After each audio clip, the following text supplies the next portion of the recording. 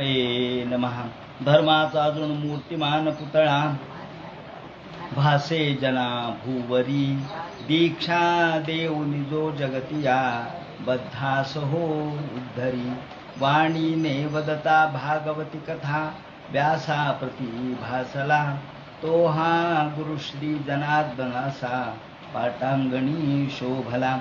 सद्गुरुनाथ महाराज की जय. हरे नमः. राजोबाजो कथन भगवान नेतृत्व कारणम यत्तद् विगरहितं कर्म येन मा देवर्षेस्तत्त्वः.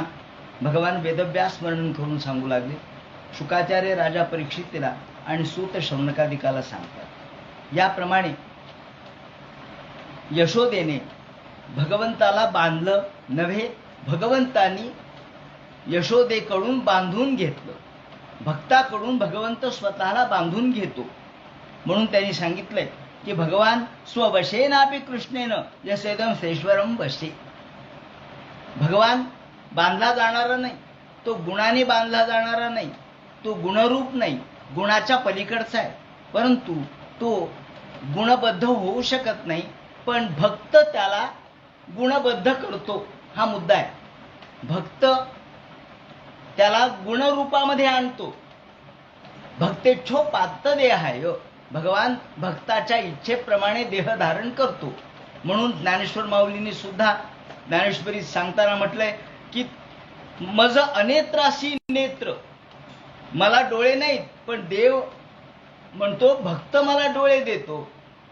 मला कान नाहीत, पण भक्त मला कान देतो. मला हातपाय नाहीत, पण भक्तामुळं मी अवयव संपन्न होतो. जशी भक्ताची भावना तसा मी बनतो. म्हणून ते म्हणतात की स्ववशेनापि कृष्णेन. कृष्ण हा बांधला जाणारा नाही, तो गुणाने बांधला जाणारा नाही. निर्गुण निराकार निर्विकार असणारे भगवान हे गुणयुक्त होऊ शकत नाहीत, परंतु भक्ताच्या इच्छेसाठी ते गुण धारण करतात. इकडे गुण, इकडे दोरी. दोरी म्हणजेच गुण आणि गुण म्हणजेच दोरी. म्हणून दोन्ही अध्यात्म एका साध्या उलूख बंधनाच्या निमित्ताने भागवतकारांनी अध्यात्म या ठिकाणी सांगितलेले, अध्यात्माचं सूचन केलेलं आहे. सूक्ष्म अध्यात्माचं दर्शन आपल्यासमोर घडवलेलं आहे. याप्रमाणे श्रीकृष्णाला बांधलं यशोदेने आणि यशोदा आपल्या कामाला गेली. इकडे कृष्ण खोडकर होते. काय करावं काय करावं. आता लहान लेकरू आहे, बांधलं गेलंय, ते काय रिकामं बसणार आहे का म्हाताऱ्या माणसासारखं एका जागेवर बसणार आहे का? नाही. ते खडबड करू लागलं, इकडं फिरू लागलं, तिकडं फिरू लागलं. त्याच्या कमरेला बांधलेली दोरी होती आणि दुसरी उखळाला बांधली होती. कृष्णाने थोडा धक्का मारल्याबरोबर ते उखळ आडवं झालं. उभं होतं उखळ, ते आडवं झालं. आडवं झाल्याबरोबर अरे म्हणले हे गाडा गाडा चालायला लागले. चला गाडा गाडा गाडा गाडा करत उखळ माग कृष्ण पुढे, उखळ माग कृष्ण पुढे अंगणात आले. आणि अंगणात आल्याबरोबर त्या दोन झाडांच्या दुबुळक्यामधून आतमध्ये प्रवेश केला कृष्णाने. कृष्ण गेले पुढं, पण उखळ कुठं जाते? उखळ त्या दुबुळक्यातच अडकलं. हे दोन झाड कशाचे होते? यमला अर्जुनाचे. अर्जुन सादाड्याचे दोन वृक्ष होते. ते यम म्हणजे जुळे होते, जुळे. यम याचा अर्थ ट्विन्स, जुळे. तेव्हा हे जे जुळे झाड आहेत यमल अर्जुन. अर्जुन म्हणजे अर्जुन वृक्ष, अर्जुन सादाडा, जो हृदयरोगावर उपकारक आहे. आज आयुर्वेदामध्ये हृदयरोगासाठी जे औषध आहे ते अर्जुनाची साल, अर्जुनारिष्ट हे उपयुक्त आहे. कोणाची धडधड होत असेल, कोणाला बीपी वाढत असेल तर अर्जुन सादाडा याची साल खावी, अर्थात वैद्याच्या मार्गदर्शनाखाली घ्यावी. मात्र याप्रमाणे हे अर्जुन वृक्ष तिथे होते. त्या अर्जुन वृक्षाला हे गाडा अडकला आणि कृष्णाने धक्का मारल्याबरोबर ते झाडं उन्मळून पडली. झाडं उन्मळून पडता क्षणीच काड काड काड काड आवाज झाला आणि त्यातून दोन पुरुष प्रगट झाले. ते दोन पुरुष हात जोडून नमस्कार करून भगवंताला विनंती करू लागले. राजाने प्रश्न केला, महाराज हे कोण होते दोघ जण? मध्येच प्रश्न केला. शुकाचार्य सांगता सांगता राजाने प्रश्न केला, महाराज हे दोघं कोण? अरे रुद्रस्य अनुचरो भूत्वा सुद्रुतो धनतात मजाऊ. धनद म्हणजे कुबेर. कुबेराचे हे दोन पुत्र होते आणि हे कुबेराचे दोन पुत्र नलकुबर आणि मणिग्रीव नावाचे होते. कुबेराचे पुत्र. आता कुबेर भगवंताचा भक्त आहे, महादेवाचा निस्सीम भक्त आहे. महादेवाला जर कोणाची पूजा आवडत असेल तर ती कुबेराची आवडती, आणि सगळ्यात पहिल्यांदा कुबेर जाऊन महादेवाची पूजा करून येत असतो. तेव्हा कुबेराच्या वरती खूप महादेवाचं प्रेम, महादेवावर त्याची निष्ठा, त्यामुळं त्याच्या मुलांनी महादेवाची उपासना केली आणि महादेव त्या दोघां मुलांवर प्रसन्न झाले. त्यांचे अनुचर म्हणून त्यांना स्थान दिलं आणि त्यांना वाटायला लागलं काय, मी महादेवाचा अनुचर आहे, मी रुद्राचा अनुचर आहे, याचाच अभिमान वाटायला लागला. आणि त्या अभिमानाच्या भरात मला कोण काय करतं, आम्ही कसेही वागू, म्हणून यांनी दारू पिली.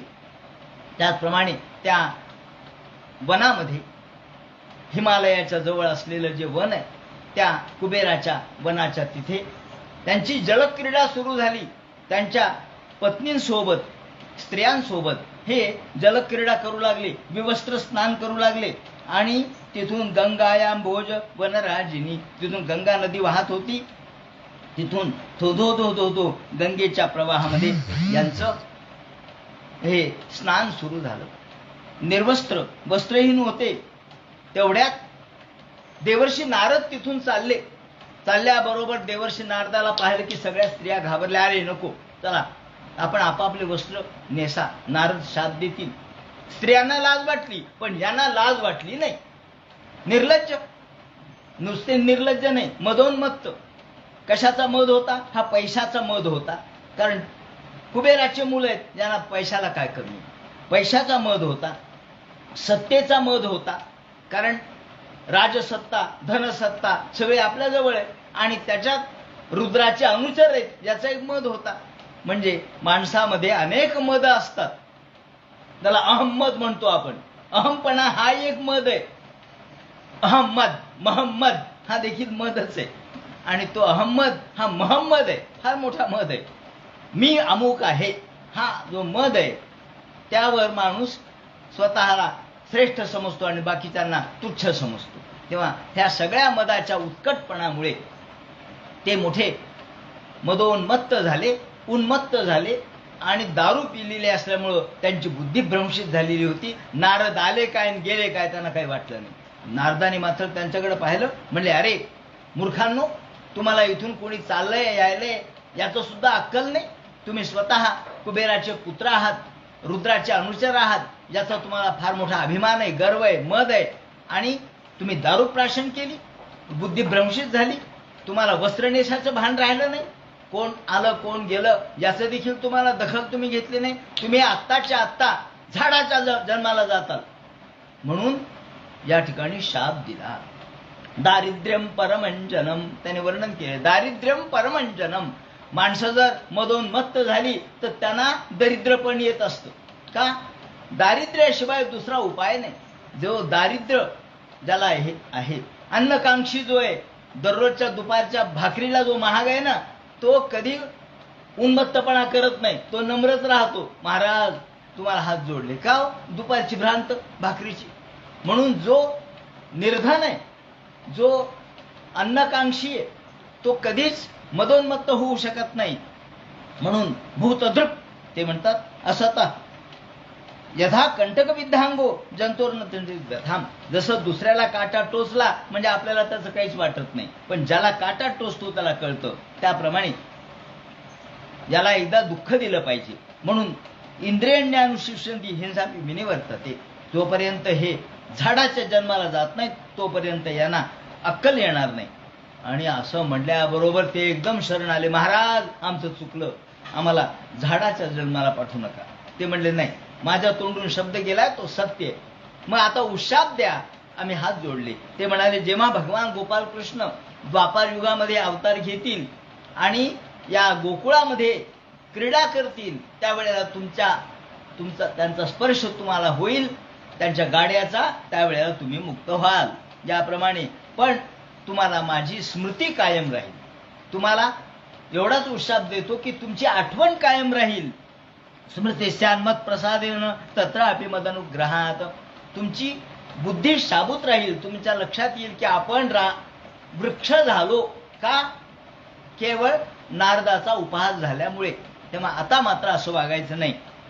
आणि याप्रमाणे हे दोन प्रगट झाल्याबरोबर त्याने हात जोडले. कृष्णम प्रणम्य शिरसा, कृष्णाला नमस्कार केला, हात जोडले आणि कृष्ण कृष्ण महायुग सोमाद्य पुरुषा पराहा. भगवान गोपाल कृष्णा, आपण आद्य पुरुष आहात, आपण योगी आहात, आपण संपूर्ण कालाचे स्वामी आहात, भूत भविष्य वर्तमान याचे स्वामी आपण आहात. विश्व निर्माण करता, विश्वाचा संहार आपण करता, तुम्हाला नमस्कार असो. नमस्तस्मै तुभ्यं भगवते वासुदेवाय वेदसे. हे वासुदेवा, हे कृष्णा, आपल्याला नमस्कार असो. आपण वेगवेगळ्या शक्तीने या ठिकाणी 4 प्रकारच्या शक्ती तुम्ही वापरता. अनिरुद्ध संकर्षण आहे, त्याचप्रमाणे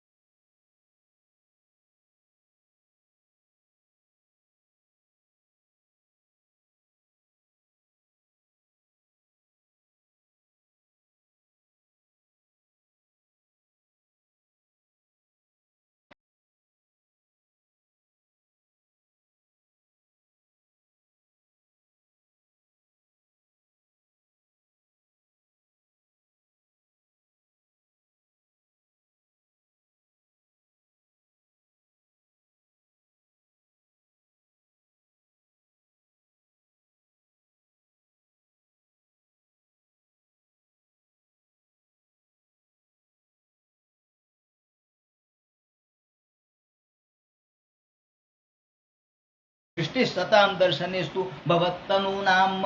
हे भगवंता, वाणी गुणानुकथने. आता इथून पुढे आमच्या वाणीला तुमच्याशिवाय दुसरा कोणाचाही संपर्क नको. आमची वाणी फक्त तुमचं गुणच गाओ, असा आम्हाला आशीर्वाद द्या. वाणी गुणानुकथने, आमची वाणी फक्त तुमच्या गुणासाठीच वापरात आली पाहिजे.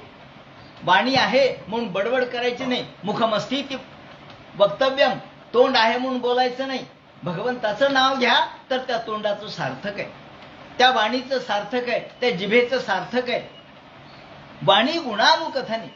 अहो, जिम्हा अशी कशाला, भगवंत नाम न घेई जिम्हा अशी कशाला. अहो, जी भगवंताचं नाव घेत नाही अशी जिम्हा काही कामाची नाही. जी भगवंताच्या नामामध्ये तल्लीन होत नाही ती जिम्हा कामाची नाही. म्हणून वाणी गुणानुकथने. श्रवणो कथायाम, आणि आम्हाला जे 2 कान दिलेले आहेत ते कान कशासाठी आहेत? भगवंताच्या कथा ऐकण्यासाठी आहेत. देवा, आमचे कान तुमच्या कथेने परिप्लुप्त होत, तृप्त होत, संतृप्त होत. का? वाणी गुणानुकथने, म्हणजे वाणीच्या दृष्टीने तुम्ही आमचाच विषय असला पाहिजे. म्हणजे आपले सगळे विषय तो झाला त्यांचा नारायण. संत तुकाराम महाराजांनी म्हटल्याप्रमाणे विषय तो त्यांचा झाला नारायण. विषय हाच भगवान झाला पाहिजे. वाणीचा विषय भगवान, कानाचा विषय भगवान, डोळ्याचा विषय भगवान, पायाचा विषय भगवान. पायाने भगवंताच्याच मंदिराकडे गेलं पाहिजे, हाताने भगवंताचीच पूजा केली पाहिजे, डोळ्याने भगवंताचंच रूप पाहिलं पाहिजे. डोळे तुम्ही पहा भगवंताचे रूप, आपण म्हणतो ना. अभंग वाङ्मयामध्ये संतांनी हेच सांगितले, डोळे तुम्ही पहा विठ्ठलाचे रूप. तुम्ही भगवंताचं रूपच फक्त डोळ्याने पाहायचे. रूप पाहणं हा डोळ्याचा स्वभाव आहे.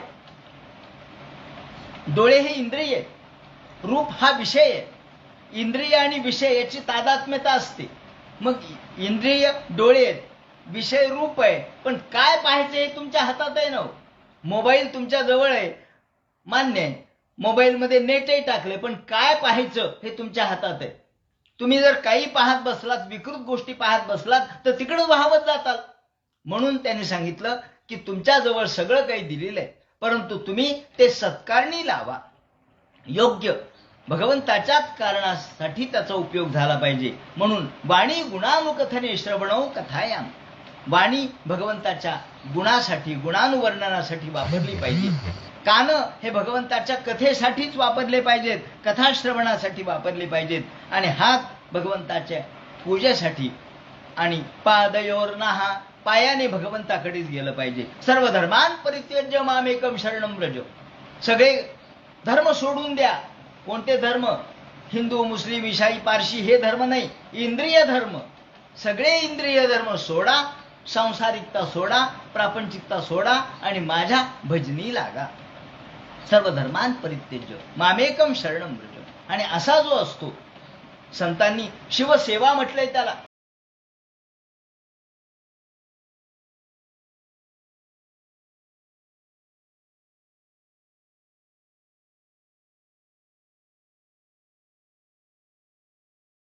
प्रदक्षिणा, वाचेचे बोलणे सकळ स्तुती. पायाचं चालणं हे चालणं नाहीच आहे, प्रदक्षिणा आहे. तुम्ही जे चालता ती प्रदक्षिणा होते. तुम्ही जे खाता तो नैवेद्य होतो. तुम्ही जे पिता ते तीर्थ होतं. आणि तुम्ही जे बोलता ती स्तुती होते. आणि मग असं जर असेल तर सगळं जीवनच परमार्थमय होऊन जातं. परमार्थ वेगळा करायची गरज लागत नाही का? तुमचं चालणं नाहीच आहे. जेव्हा तुम्ही देवाप्रित्यर्थ चालता, तुम्ही देवासाठी चालता, तुम्ही यात्रा करता, ते देवासाठी चालणं झालं. तिथे परिश्रम नसतात का? यात्रा आहे. जेव्हा वारीमध्ये लोक तल्लीन होऊन नाचतात, गातात, तेव्हा या वारीमध्ये आपल्याला परिश्रम होत नाही, कारण देवासाठीच चालतोय. आणि एरवी तुम्ही स्टँडवर जा म्हणलं तर कंटाळा येतो, इथून इथपर्यंत ही वस्तू आणा म्हणलं तर कंटाळा येतो. का हो? नाही आता नको, चालायचं कंटाळा आला. आणि वारीमध्ये कसा चालला? ते देवासाठी. ही जी या ठिकाणी समर्पण भावना आहे ती श्रेष्ठ आहे. म्हणून इंद्रियांची समर्पण भावना भगवंताच्या चरणाशी झाली पाहिजे. स्मृत्यां शिरस्तव निवास जगत प्रणामे. आणि माझं डोकं कशाला आहे? डोकं भगवंताच्या चरणाला नतमस्तक व्हायला आहे. डोक्यावर नुसते किरीट कुंडल धारण करायला डोकं नाहीये, शिरस्त्राण धारण करायला डोकं नाहीये. ते म्हणतात जे डोकं भगवंताच्या समोर नतमस्तक होत नाही ते डोकं नाहीये, ते खोकं आहे. दृष्टी सदाम दर्शनेस तो भगवत्तनू नाम. आणि देवा, आमच्या दृष्टीपुढे फक्त तुम्हीच असला पाहिजेत असा आम्हाला आशीर्वाद द्या. या एकाच श्लोकामध्ये सगळं भक्तिशास्त्र त्यांनी मांडलंय. एका श्लोकावरती आपल्याला कितीही प्रवचन व्याख्यान करता येईल इतकी त्या श्लोकाची क्षमता आहे. कारण त्या श्लोकामध्येच भक्तीचा जो गाभा आहे तो प्रगट झालेला आहे. भक्तीची व्याख्या प्रगट झालेली आहे. संपूर्ण जीवन समर्पित भावनेने कसं जगावं याचा आविष्कार त्यामध्ये. याप्रमाणे भगवंताने आशीर्वाद दिला आणि ते निघून गेले. निघून गेल्यानंतर इकडे आवाज झाला कडकड कडकड म्हणून सगळे धावत आले. किती कमी वेळात घडलं हे. डोळ्याची पावती लवती न नव्हती तोच घडलं. बाकीचे लोक धावत आले. काय झालं तर त्या एवढ्या प्रचंड 2 झाडांच्या मध्ये भगवान गोपालकृष्ण खेळतायत. पाहिल्याबरोबर नंदाने त्यांना उचललं, यशोदेने उचललं. अगं काय, नंद रागवले यशोदेला. असं कृष्णाला एकटं टाकत असतात का? त्याला बांधलं कशाला? आजपासून त्याला बांधू नको. ती म्हणाली नाही, चुकलं माझं, मला काय माहित हा असा करेल म्हणून. याप्रमाणे बांधण्याच्या मागचं तत्व या ठिकाणी विवरण केलं. त्यानंतर सगळे मुलं तिथे होते. ते मुलं म्हणले अहो आम्ही पाहिलं. म्हणले कसं काय पडलं झाड? म्हणजे आम्ही पाहिलं. काय पाहिलं? ते म्हणजे कृष्णाने धक्का मारला आणि झाडं पडले. सगळे म्हणले असं होत असतं काय? हे 5 वर्षाचं पोरग, त्याने धक्का मारला तर एवढे झाडं पडतात, आतापर्यंत पडले नाही. कोणी विश्वास ठेवला नाही. सगळे म्हणले जाऊ दे आता. कान फुंकले, कृष्णाच्या आवाजाने घाबरला असेल लेकरू म्हणून. त्याप्रमाणे त्यांच्या सगळ्या प्रकारच्या गोष्टी केल्या. गोपुच्छ भ्रमण केलं, गोमूत्राने स्नान घातलं आणि कृष्णावरती रामरक्षेचा अंगारा त्यांना लावला. आणि गोपीभिस्तो भितो नृत्यात भगवान बालवत क्वचित. आणि यानंतर भगवान गोपालकृष्ण खेळतायत. एके दिवशी त्यांच्याकडे दररोज एक बोरं विकणारी बाई यायची. दररोज बोरं घ्यायचेत का? बोरं म्हणायची. क्रीणी भो फलानी ती श्रुत्वा सत्वरमच्युता. कृष्णाने ऐकलं काय? बोरं घ्यायचेत म्हणले. बोरं गेले. अगं बाई बोरं दे. ती म्हणली घ्या. घेतलं कृष्णाने का बोरं आपल्या ओंजळीमध्ये घेतले. मग काय द्यायचं म्हणले? दाणे दे तुझ्याकडले. तो गेला कृष्ण आतमधले पोत्यामधलं त्या दाणे घेतले. त्या हातात किती आले माहित नाही, पण तिच्या टोपलीत टाकल्याबरोबर धान्य टाकलं आणि फलैर पुरी यत्रत्ने फलभांडम पुरीच टाकल्याबरोबर सगळं टोपलं रत्नाने भरून गेलं. ती तर चकितच झाली. बाबा रत्न. दररोज ती लगेच तिने झाकलं त्याच्यावर झाकण आणि घरी गेली. रत्न टाकली की दुसऱ्या दिवशी पुन्हा रोज ती येत होती आणि रोज रत्न घेऊन जात होती. त्याप्रमाणे तिला भगवंतांनी श्रीमंत केलं. एके दिवशी कृष्णाचं जन्म नक्षत्र होतं. त्यावेळेला विप्रांना बोलावलं, ब्राह्मणांना बोलावलं, स्नान वगैरे केलं. यावेळेला कृष्ण जे खेळण्याच्या नादात, सगळे मुलं सारखेच असतात. आपल्याला वाटतं आपलाच मुलगा नातू असा आहे. खेळण्याच्या नादात इतका तल्लीन होता. आई बोलवायला लागली यशोदा, अरे कृष्णा लवकर ये ना, सकाळी जे गेलास ते आला नाही, भूक नाही का लागली तुला? और दुपार झाली, अजून आंघोळ राहिली तुझी. आज तुझं जन्म नक्षत्र आहे, चल बरं तुला नाव घालते, तुला तेल लावते. आणि जे सकाळी प्रातराश केलास, थोडंफार खाल्लं, न्याहारी त्याही वेळेला करत होते, प्रातराश म्हणतात त्याला. तेव्हा ज्याला आपण नाश्ता म्हणतो, ज्याला आपण ब्रेकफास्ट म्हणतो, त्याला प्रातराश सकाळच्या वेळेला खायचं. चहा नव्हतं त्यावेळेला, खात होते. याप्रमाणे सकाळी प्रातराश करायचा आणि जे दुपारभर कृष्ण खेळत होते. शेवटी बलराम दादाला यशोदा म्हणते, रोहिणी म्हणते, दादा तू तरी कृष्णाला बोलून आण, तू जरा मोठा आहेस, आण कृष्णाला, आण बरं लवकर. खेळण्याच्या नादात भूक विसरला, तहान विसरला, आंघोळ नाही अजून, पारसा राहिला. चल आज तुझं जन्म नक्षत्र आहे, तुला मी नाहू घालते, धू घालते. याप्रमाणे कृष्णाला नऊ घातलं. सगळ्या गोपिका जमा झाल्या आणि कृष्णाचा मोठा थाटमाट केला, ओवाळलं त्याला. त्यानंतर तिथे एक उपनंद नावाचा एक गोप होता. त्या उपनंदानी सांगितलं, महाराज नंदाला म्हटले, अहो हा बालकावर रोज संकट यायला लागले, पहा ना तुम्ही, एक दिवस असा नाही. परवा कालच एवढे झाडं पडले, त्याच्या आधी शकटासुर आला, त्याच्या आधी ती पुतना राक्षसीण आली, त्याच्या आधी तो तृणावर्त आला. अहो म्हणले काय एकानंतर एक संकटच येऊ लागले. आपण हे गोकुळ सोडू, मग कुठं जायचं? वृंदावनात आपण जाऊ. याला बृहद्वन असं नाव आहे बरं का. मूळ वृंदावन नंतर पडलं, पण बृहद्वन हे वन खूप मोठं होतं. त्या वनामध्ये आपण वास्तव्य करू असं म्हणल्याबरोबर सगळे म्हणले काही हरकत नाही. हे 6 कोस दूर होतं हे सगळं. त्याची लांबी रुंदी 6 कोसाची सांगितली, 4-5 कोस 6 कोस एवढी सांगितली. आणि यामध्ये अनेक गोपिका राहत असत. त्यांचे युथ म्हणजे त्यांचे समुदाय होते. पुढे मी वर्णन करणारच आहे. एकेका युथाचे एक प्रमुख होते, म्हणजे समुदाय होते वेगवेगळे, आणि त्या समुदायाचे एक जण प्रमुख होते, आणि सगळ्यांचे प्रमुख नंद होते, यशोदा होती. याप्रमाणे वृंदावनम संप्रविश्य.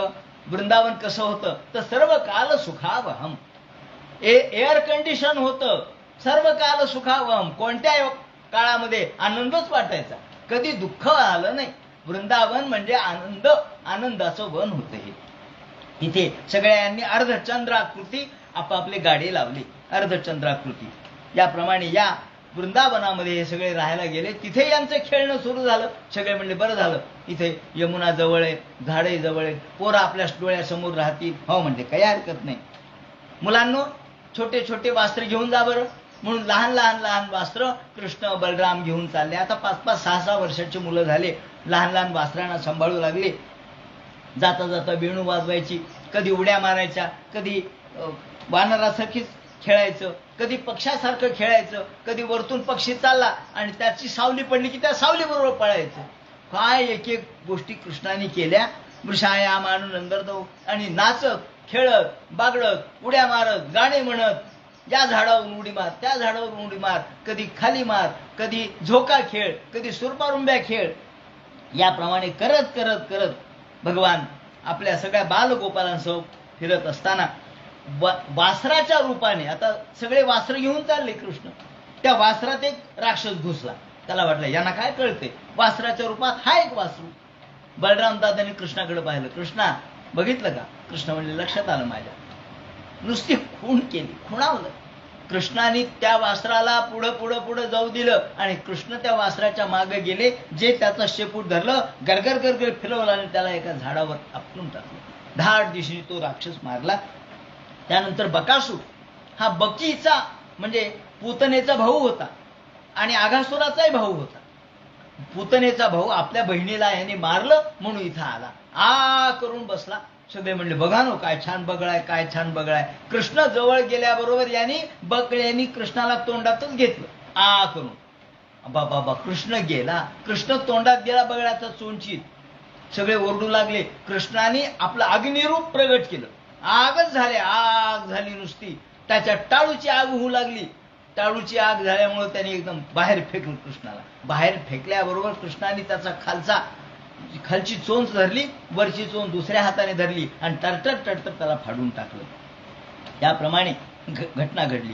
त्यानंतर एके दिवशी कृष्ण निघाले सगळ्या दशम्या वगैरे घेऊन. कृष्णाला थोडा उशीर झाला यायला.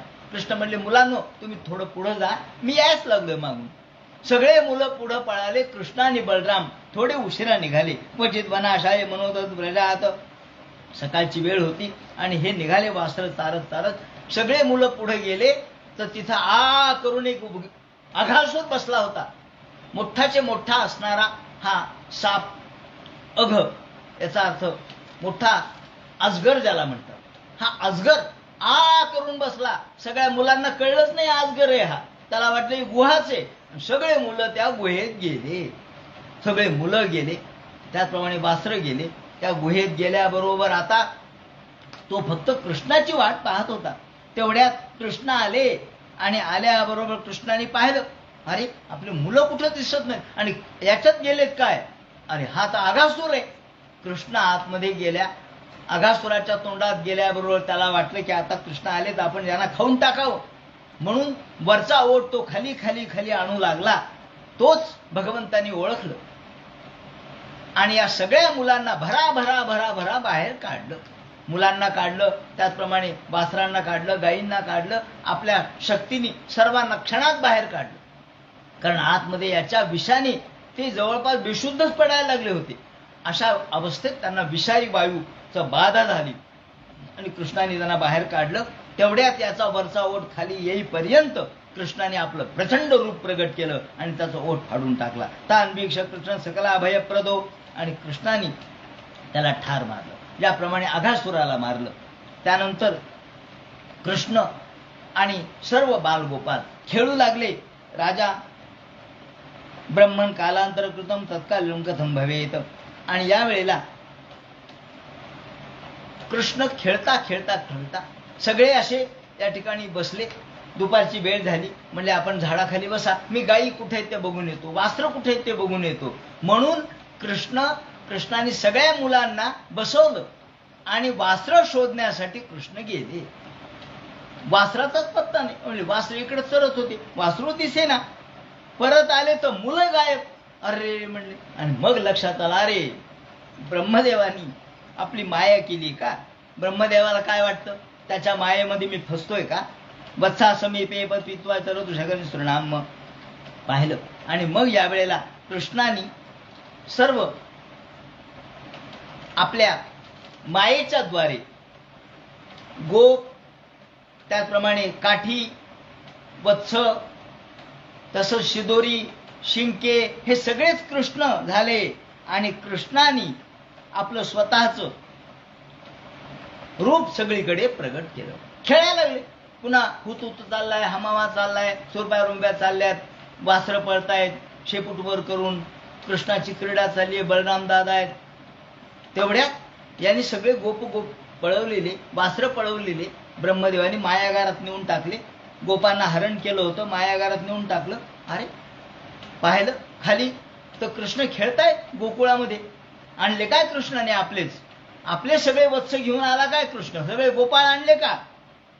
असं म्हणून पुन्हा बघितलं तो गोपाळ मायागारामध्ये घाराढोर झोपलेले होते. अहो माया होती ती.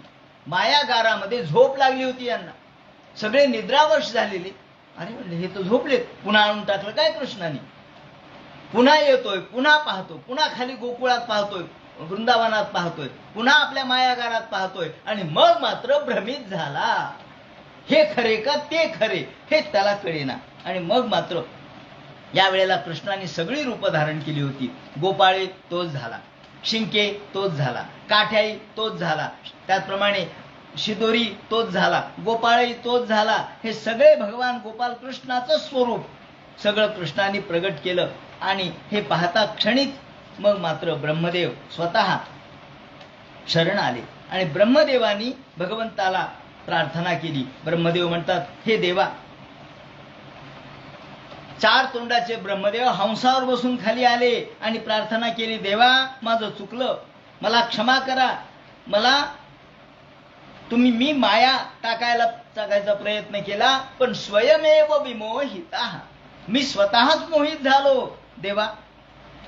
आता या वेळेला ब्रह्मदेवाच्या दृष्टिकोनातून 1 सेकंद झाला किंवा पापणी लवण्याचा काल गेला. त्रुटीत म्हणजे एक त्रुट्याने हसा, ब्रह्मदेवाच्या दृष्टीने एक त्रुटी, पण खाली 1 वर्षाचा कालावधी गेलाय. आणि मग मात्र या वेळेला हातात भगवंत ब्रह्मदेवानी कमल धारण केलं आणि 4 तोंडाचे ब्रह्मदेव हंसावर बसून आले आणि इति रेषे तारके निज महिमनी स्वप्रतिमिके परत्राजातो तन्निरसमुख ब्रह्म कमितौ अनिशे द्रष्टुम किमेदमति वा मुह्यति सती त्याच्या दाजो ज्ञात्वा थपदी परमो जाजवनिकाम. भगवंता, आपली माया मला कळली नाही. आपण अलौकिक आहात, आपण परमपुरुष आहात. आम्ही तर 2 परार्थ आयुष्य आम्हाला आहे, आम्ही सुद्धा जीवच आहोत. तुमच्या मायेपुढे आम्ही टिकू शकणार नाहीत. मला क्षमा करा. आपण सत्यरूप आहात, आपण ज्ञानरूप आहात, आपण अस्पष्ट भूरिम आहात. आपलं महात्म्य आम्हाला कळत नाही. स्पष्टा चतुर्मुकुट कोटी भिरम, आणि आपले 4 तोंड 4 मुकुट त्याच्यावर धारण केलेले ते त्यांनी त्यांच्या पायाशी ठेवले आणि नत्वा खाली नमस्कार केला, देवा मला क्षमा करा, माझं चुकलं. 4 तोंड ब्रह्मदेवाचे त्यांच्या चरणावर धुळीमध्ये लोळू लागले. आणि मग कृष्ण म्हणतात, उठोत्थाय, उठा उठा ब्रह्मदेवा उठा, तुम्ही ब्रह्मदेव आहात, माझंच रूप आहात. केवळ तमोरूप महादेव आहे, रजोरूप ब्रह्मदेव आहे. तेव्हा तुम्ही रजोरूपाने तुम्हीच आहात. पण तुम्ही आता अशी परीक्षा माझी घेऊ नका. तुम्हाला काय वाटलं, मी माझ्या स्वस्वरूपाला विसरलो का? नाही महाराज. ब्रह्मदेव स्तुती करू लागले. नवमिटले ते ब्रह्मपुरुषे तडिदंबराय गुंजावतंस परिपिच्छल सन्मुखाय वन्यस्त्रजे कवल वेत्र विषाणू वेणू लक्ष्मश्रिये मृदुपदे परशुभांगजाय. त्यांनी विनंती केली, स्तुती करायला सुरुवात केली. हे भगवंता, तुम्हाला नमस्कार असो. आपण एकच स्तुती करण्यासाठी कालामध्ये ज्याप्रमाणे मेघ श्यामल रंगाचे असतात आणि मध्ये वीज चमकते, तसे आपण श्यामल रंगाचे आहात आणि पितांबर रूपी वीज तुमची चमकते. देवा, नमस्कार करतो. म्हणून पुन्हा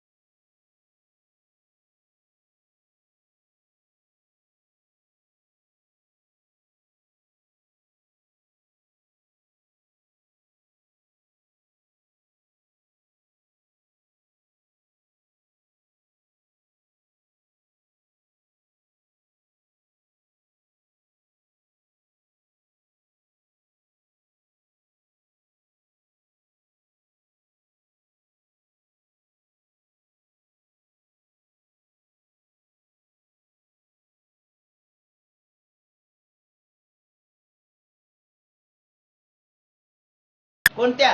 संसार रूपी ग्राह याने आपला पाय धरलेला आहे आणि तो आपल्याला संसारात पुन्हा पुन्हा ओढतोय. तेव्हा तावद रागादया, हे जे राग, द्वेष, मत्सर, क्रोध किंवा या सगळ्या भावना आहेत तोपर्यंतच आहेत. आणि जोपर्यंत तुम्ही भगवंताशी तल्लीन होत नाही तोपर्यंत आहेत. तावत काराग्रहम ग्रहम, घर तोपर्यंत कारागृह आहे जोपर्यंत तुम्ही यावन भगवंताचा जोपर्यंत संपर्क येत नाही. जर भगवंताची प्रार्थना, भगवंताची स्तुती, भगवंताची पूजा तुमच्या घरात होत नसेल तर हे घर कारागृह आहे, आणि होत असेल तर हे घर तुम्हाला मुक्त करण्याला कारणीभूत आहे. तावन मोहोंग्री निगडो, तोपर्यंतच मोहाचं निगड, निगड म्हणजे ज्याला आपण पायातली बेडी म्हणतो, मोहरूपी पायातली बेडी आहे. भलेही ती सोन्याची असो पण ती बेडी आहे. एक जण श्रीमंत ग्रहस्थाला पकडलं गेलं, त्याला सांगितलं काही नाही, तू फार श्रीमंत आहेस, तुला लोखंडाची बेडी नाही सोन्याची बेडी. तो म्हणला मग सोन्याची बेडी असली तरी बेडी न रो, बेडीतून सुटका होते काय माझी? सोन्याची असली म्हणून काय झालं, पण बेडीच आहे. तशी ही मोहरूपी सोन्याची बेडी आहे ज्याच्यात जीव अडकलेला आहे. तावन मोहोंग्री निगडो यावत कृष्ण ते जना, हा तोपर्यंत जोपर्यंत कृष्णाचं आपण ध्यान करत नाही, कृष्ण मन आपल्या अंतःकरणात कृष्णमयता प्राप्त होत नाही तोपर्यंत हे सगळं आपल्याला बंधनकारक आहे. सांगायचं तात्पर्य असं आहे, म्हणजे बंधन आणि मोक्ष काही वेगळा नाहीये. बंधन तोपर्यंतच आहे जोपर्यंत कृष्ण मनात नाही. कृष्ण मनात आला की हे बंधनच मुक्ततेला कारणीभूत होतं. म्हणून प्रपंच निष्प्रपंचोपी विडंबयशी भूतले प्रपंच जनतानंद संदोम प्रतितुम प्रभो. प्रपंच निष्प्रपंचोपी, प्रपंच हा सुद्धा निष्प्रपंच होतो. म्हणून आपण मगाशीच बघितलं की केवळ प्रपंच संसार हा देखील परमार्थ रूप होऊ शकतो, परंतु आपली वृत्ती परमार्थ रूप असली पाहिजे. म्हणून श्रीकृष्ण विष्णू कुल पुष्कर जोशदायीन क्षमा निर्जरद द्विज पशु वृत्तिकारीन उद्धर्म सारवर हर क्षितिराक्ष शत्रू गाकल्प मार्ग मरहण भगवन नमस्ते. याप्रमाणे 3 वेळेला प्रदक्षिणा घातली, नमस्कार केला आणि त्या वाळूमध्ये धुळीमध्ये लोळले अक्षरशः ब्रह्मदेव. तिथे त्यांचे डोकं, त्यांचे मुकुट त्या धुळीने भरले आणि भगवान गोपालकृष्ण म्हणतात, आता माझी परीक्षा घेतली ते घेतली, इथून पुढे माझी परीक्षा घेण्याचं धाडस करू नका, जा तुमचं काम करा. म्हणून तिथून ते निघून गेले. आणि नंतर मग म्हणले, पाहिलं हे सगळे कृष्णरूप आहेत. ब्रह्मदेवालाही दाखवलं त्यांनी आणि बलराम दादालाही दाखवलं, सगळे कृष्णरूप होते. सगळे काठ्याई कृष्ण सर्वस्वरूपो बभौ. काठ्या कृष्ण, शिंके कृष्ण, गोप कृष्ण, त्याप्रमाणे सोबतचे सगळे जे काही पदार्थ होते ते कृष्ण, सगळ्यामध्ये कृष्णाचं रूप पाहिलं तो धन्य झाला. आणि मग म्हणले तुमच्याकडे ठेवायचं तर ठेवा म्हणले गोपाळ, आम्हाला गरज नाही त्याची. ते म्हणले नाही नाही कृष्णा असं नका करू. त्यांनी गोपाळ परत आणून दिले, सगळे वासरं परत आणून दिले आणि मग कृष्णाचा पुन्हा खेळ सुरू झाला. या पुन्हा हुतुतोय, हमामाय, सुरबारुंबे आहे. खेळता खेळता खेळता या मुलांना तर ध्यानातही नाही आलं की 1 वर्ष गेलं. त्यांना वाटलं आताच हा आघासूर मारला, एक मोठा साप मारला कृष्णाने आणि आपण खेळायला लागलो, झालं. कृष्णाला ते म्हणले कृष्ण म्हणले हे काय माझ्या हातात तसा घास आहे, अजून मी जेवलो नाही. वर्षभर कृष्ण जेवले नाहीत, कारण तसाच घास हातात होता. जो हातात घास ठेवलेला होता मुलांना शोधण्यासाठी तो तसाच. आणि या वेळेला कृष्ण म्हणतात, हे पा हा घास माझ्या हातात आहे, बसा आता सगळेजण. आणि ज्याप्रमाणे सगळ्यांना कृष्णाने बसवलं, ज्या यमुनेच्या तटाकावर तो काला या ठिकाणी संपन्न झाला. त्या ठिकाणी वंशी नाद नटी तिला कटी तटी होनी पोटी पटी कक्षे वामकटी स्वशृंग निकटी वेताटी ही गोमटी जेवी नीर तटी तरु तळवटी श्री क्षामदेही उटी दाटी व्योमघटी सुरासुर सुखी लुटी घेती जटी धुरजटी. गोपाल कृष्ण भगवान की जय.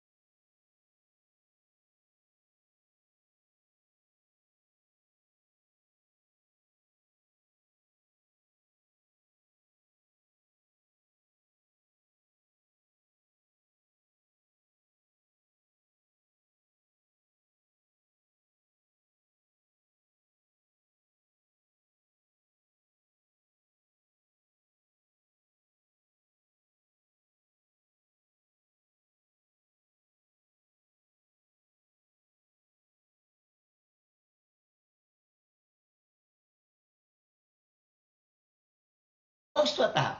म्हणून सगळ्यांचा विचार केला कृष्णाने. सगळे बसले का? सगळ्यांना काला मिळाला का? असे कर्णिका अंबुजा माझी जेवी, मुला मध्यभागी बसे कृष्ण देवी, मुखी ग्रास सप्रेम घालो निहाती, दही भात दे सर्व लीला पाहती, गोपाल कृष्ण भगवान की जय. सगळ्यांना असे कर्णिका कमळाच्या पाकळीप्रमाणे बसवलं. आधी मोठे, त्याच्या मागे त्याच्या लहान, त्याच्यापेक्षा लहान, त्याच्यापेक्षा लहान, आणि मध्ये उभे राहिले भगवान. ते म्हणतात तिष्ठन मध्ये स्वपरी सुहृद. सगळ्या मित्रांच्या मध्ये उभे राहिले, हसत हसत, कोणाची चेष्टा करत, कोणाचा विनोद करत, कोणाची मजा करत, कोणाला फसवत.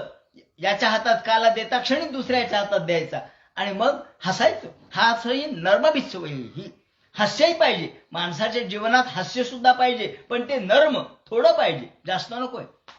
याप्रमाणे स्वर्गीय लोके मिशती बुभुजे. आकाशात सगळे देव जमा झाले. सगळे देव म्हणू लागले, अहो काय हा अलौकिक काल आहे.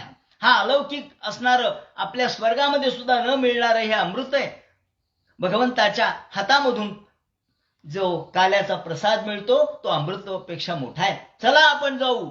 म्हणून म्हणले हे सगळे यमुनेमध्ये हात धुतील. म्हणून यमुनेत मासे झाले. कृष्णाने सांगितलं, मुलांनो यमुनेत हात धुवू नका. का? स्वर्गीय लोके मिशती बुभुजे. मिशती बुभुजे, ते खायला आले, काल्यासाठी भुकेले झाले, पण त्यांना काला मिळाला नाही. ते म्हणे देवाच्या नशिबी काला नाहीये, माणसाच्या नशिबी, भक्ताच्या नशिबी, भगवंताच्या जे भक्त आहेत प्रेमाचे, त्यांच्या नशिबी हा काल आहे. याला यज्ञभोग म्हटलंय भगवंताला. यज्ञभोग हे यज्ञचे एका अर्थाने. यज्ञ केवळ नुसते तुपाचे डबेच्या डबे ओतून यज्ञ होत नसतो. यज्ञ हाय जो भुकेलेला जो जेवू घालतो तो यज्ञ. याप्रमाणे भगवंतानी सर्वांना काला वाटप केला. आणि मग यावत वत्सपवत्स काल्पवर्षात यावत करांग्र्याधिकम यावत यष्ट विषाण बेरुषण यावत ऋषंब ब्रह्म यावत शील गुणाभिधाकृत भयो यावत विहाराधिकम सर्वं विष्णुमयम गिरोंगवदश सर्वस्वरूपो बभौ. भगवंतानी ही लीला दाखवली. आणि मग सगळे मुलं घरी गेले. आणि ते म्हणतात जोपर्यंत कृष्ण सगळ्या मुलांच्या रूपाने होते, गायींच्या रूपाने होते, वासरांच्या रूपाने होते, त्यावेळेला सगळ्यामध्ये नुसता आनंद दाटला होता. कुणी कोणाला रागवलं नाही, कुणी मारलं नाही, कुणी बोललं नाही. काय म्हणले एवढं प्रेम कसं वाढलंय हो. एके दिवशी गायी अशा धावत धावत येऊ लागल्या, तर गायीचे जे पिते वासरं होते, त्या पित्या वासरांना तर त्या दूध देतच होत्या, पण जे बडदे झालेले वासरं होते त्यांनाही चाटत होत्या. तेव्हा बलराम दादाने विचारलं, कृष्णा हे काय, बडद्या वासरांना गायी कश काय चाटू लागल्यात? त्यावेळेला कृष्णाने सांगितलं, हे सगळं माझं स्वरूप आहे. आणि मग मात्र 1 वर्षाला 6 दिवस कमी असताना बलराम दादाला कळलं. तोपर्यंत त्यांनाही कळलं नाही. सांगायचं तात्पर्य असं, कोणाला तर कळूच शकत नाही. आणि सगळे जण आज जेव्हा खऱ्या रूपात घरी गेले, त्यावेळेला सगळ्यांनी सांगितलं, अगं आई, आज कृष्णाने मोठा साप मारला. 1 वर्षांनी सांगतात, कारण वर्षभर ते ब्रह्मदेवाकडे होते. ब्रह्मदेवाला एक त्रुटी झाली, म्हणजे पापणी लवायचा अवकाश ब्रह्मदेवाकडे झाला. हा देखील काल संदर्भ लक्षात घेतला पाहिजे. आणि आपल्याकडे पृथ्वीवर मात्र 1 वर्ष झालं. आणि सगळे म्हणू लागले, आज कृष्णाने मोठा साप मारला. आणि बाकीच्यालाही कळत नव्हते की एवढं प्रेम कसं काय वाढतंय सगळ्यांच्या मध्ये. आणि बघा आता या वेळेला मला सांगा, कृष्ण सगळ्यांच्या घरी आहेत की नाही? म्हणजे सगळ्या कृष्णाच्या आयात झाल्या. कृष्ण त्यांच्या घरी पुत्र म्हणून गेले, म्हणजे सगळ्या कृष्णाच्या आयात झाल्या. गाईला जे वास्त्र ते कृष्णच होते, म्हणजे गाईचे सगळे वास्त्र कृष्ण झाले. कृष्णरूप गाई, कृष्णरूप वास्त्र, कृष्णरूप घोंगड्या, कृष्णरूप काठ्या, कृष्णरूप शिंग, कृष्णरूप शिंगाडे, कृष्णरूप गोप, सगळं कृष्ण. आता कृष्णाशिवाय या गोकुळात दुसरं काय होतं बरं?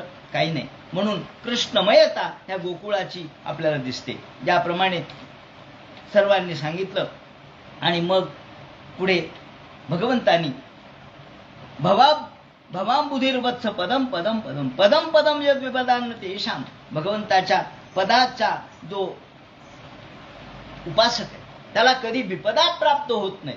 पदाम पदान्न विपदान्न तेषाम पदम पदम यत विपदान्न तेषाम. जो भगवंताच्या पदाला पोचतो त्याला विपदा म्हणजे आपदा प्राप्त होत नाही, दुःख प्राप्त होत नाहीत.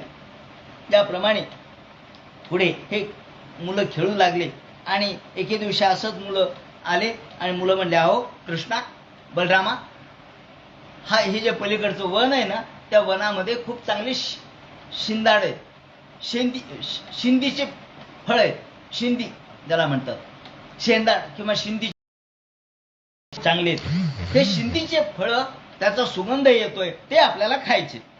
ते म्हणले मग घ्या. नाही नाही म्हणले, तिथं कोणतरी एक राक्षस आहे, एक गाढव आहे.